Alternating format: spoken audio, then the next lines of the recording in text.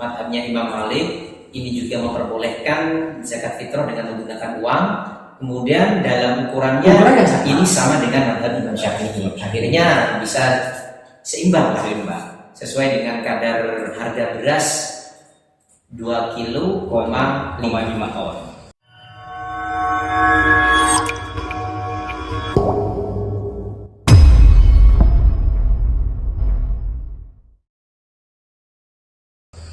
Ya, terima kasih. Ini terkait dengan masalah problem zakat fitrah yang terjadi. Yang ketiga, mungkin ada lagi yang kemudian urutan yang ketiga, solusi yang ketiga adalah kita ikut madhab Hanafi. Oh ya, tadi solusi kedua ikut madhab Maliki. Sekarang kita ikut madhab Hanafi. Yang ketiga, saya merangkumkan yang ketiga, ikut madhab Hanafi atau taklid secara tetap, karena madhab Hanafi ini kan ukurannya tidak sama dengan jenisnya juga tidak sama. Berarti kita ikut madhab Hanafi secara total. Artinya madhab Hanafi memperbolehkan zakat fitrah dengan qimah. Itu pun kadarnya berbeda dengan kadar ukuran yang ditetapkan oleh Imam Syafi'i maupun Imam Malik. Kalau Imam Syafi'i adalah 2,5 kilo, satu soknya 2,5 kilo. Kalau Imam Hanafi yaitu satu sok itu adalah nilainya 3,3 kilogram atau 3,3 kilo. Itu Imam Hanafi. Berarti kalau kita mau berzakat fitrah menggunakan qimah, maka kadarnya harus satu soknya itu adalah 3,3 kilo.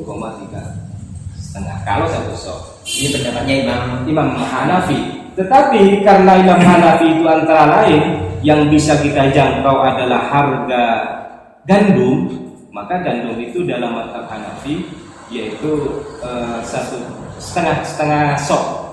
Jadi gandum itu setengah sok. Karena kan termasuk Imam Hanafi itu adalah kurma, keju, kismis dan juga gandum. Itu yang mansus, karena harus mansus. Imam Hanafi itu harus mansus. Maksudnya harus yang sudah ketentuan di hadis. Berarti harga gandum yaitu adalah setengah sok.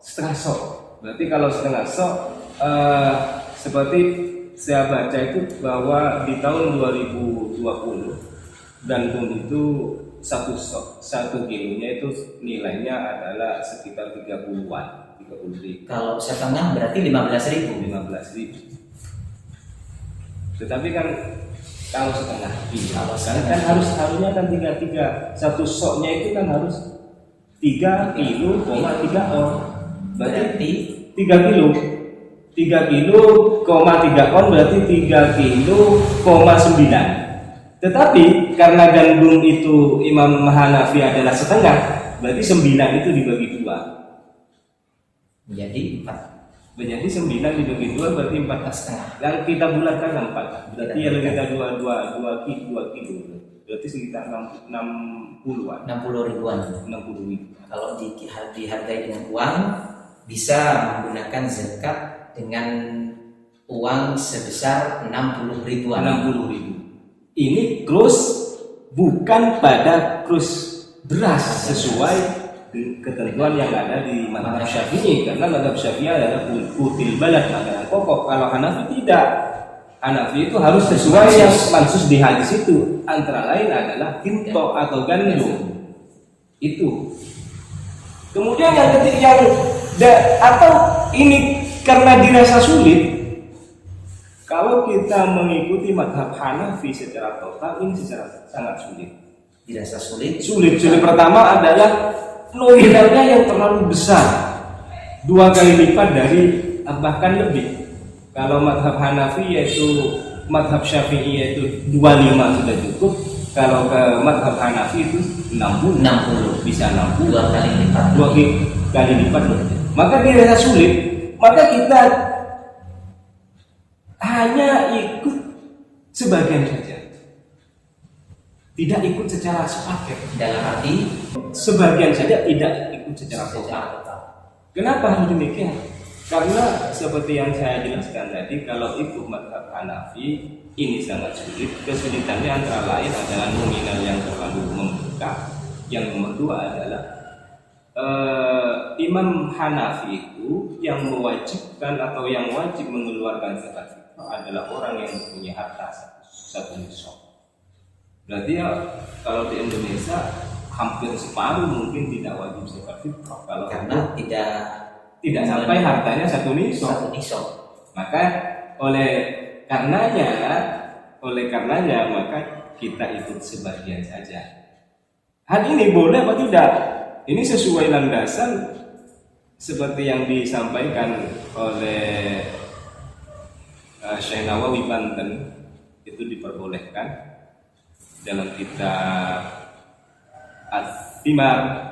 Ini dijelaskan wal intiqalu min madhabin ila madhabin akhar walau fi ba'dil masail fihi salasatu aqwal. Wa perpindahan madhab ke satu madhab yang lain itu ada 3 pendapat. Yang pertama adalah qila yang mutlaqan, tidak diperbolehkan secara mutlak. Yang nomor 2 wa qila yajuz mutlaqan, ada yang mengatakan secara mutlak boleh. Dan yang ketiga wa qila illam yajma' bainal madhhabaini ala sifatin tukhaliful ijma' ajaza. Apabila tidak menghasilkan sebuah formulasi hukum yang tidak diakui oleh keempat madhab ini, maka itu hukumnya tidak diperbolehkan. Kalau selama tidak bertentangan dari pengakuan empat madhab ini boleh. Jadi harganya, kimatnya itu adalah menggunakan uang ikut mazhab Hanafi. Kemudian yang dihargai yaitu kursnya kepada beras ikut kepada mazhab Syafi'i. Terima kasih kami sampaikan kepada Ustadz Naimun Ali yang sudah memberikan ulasan terkait tentang zakat fitrah yang menggunakan uang.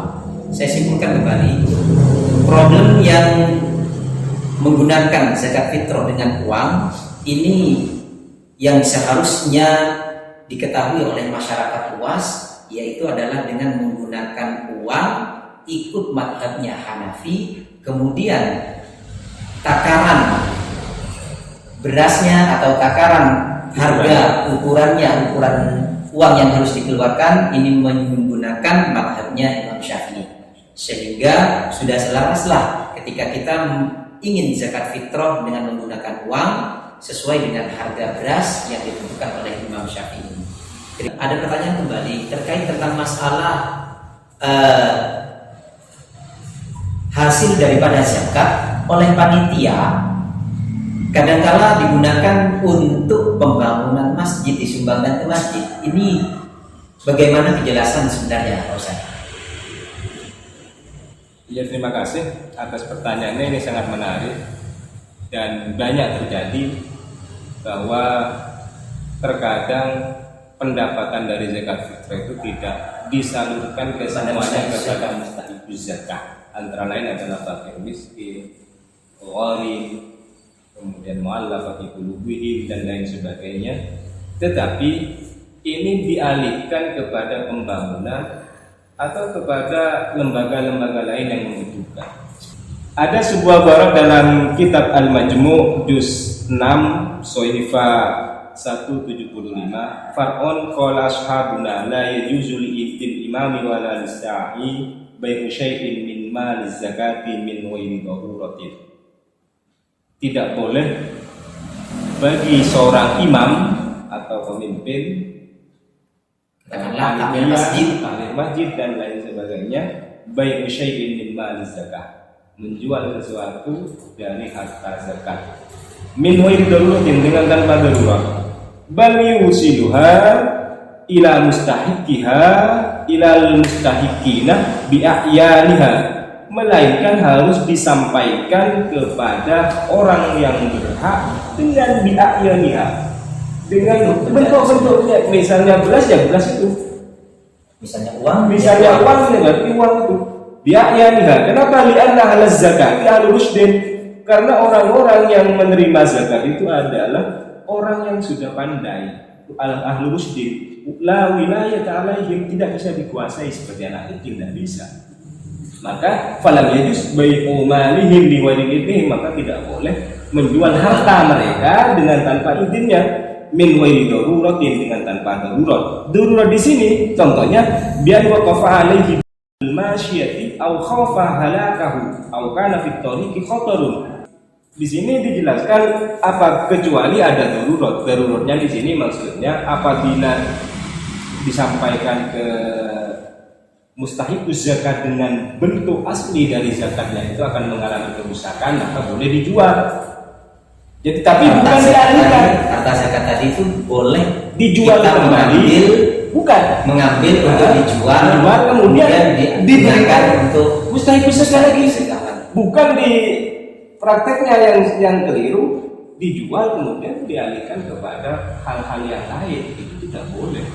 Di sini menjual saja ini sudah tidak boleh, walaupun nanti hasilnya diserahkan kepada mustahiknya atau orang yang berhak menerima zakat. Yang diperbolehkan hanya dalam konteks ketika ada darurat, misalnya membutuhkan biaya besar untuk menyampaikan beras, misalnya berapa karung, ini butuh biaya besar karena perjalanan begini, maka boleh dijual, hasil jualnya sepenuhnya diberikan kepada orang yang berhak zakat.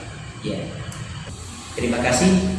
Ini adalah kajian fikih terkait tentang masalah problem zakat fitrah pada sore hari ini. Mudah-mudahan bisa bermanfaat bagi kalangan masyarakat yang sudah diingatkan kembali, diulaskan kembali oleh beliau Al-Ustaz Naimul Ramli. Mudah-mudahan bermanfaat bagi kita semua. Amin ya rabbal alamin. Demikian yang dapat kami sampaikan. Kurang lebihnya mohon maaf.